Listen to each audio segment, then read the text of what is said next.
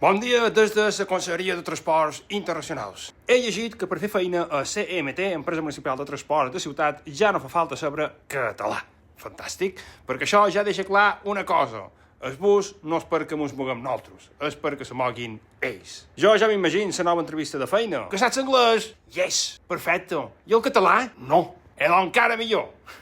Prest, el conductor no dirà bon dia, dirà welcome on board Authentic Palm Experience. I pujarà una predina de porreres i demanarà fill meu, això passa per son llatze. El conductor, sorry, I only speak tourism.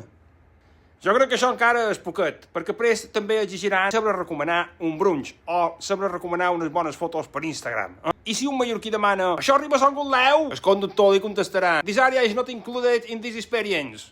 És que hem arribat a un punt que si puges amb xancles i una motxilla t'entendran en 5 idiomes. Però si puges amb una senal hauràs de dur subtítols. Saps què t'ho vull dir? Jo ja veig el futur.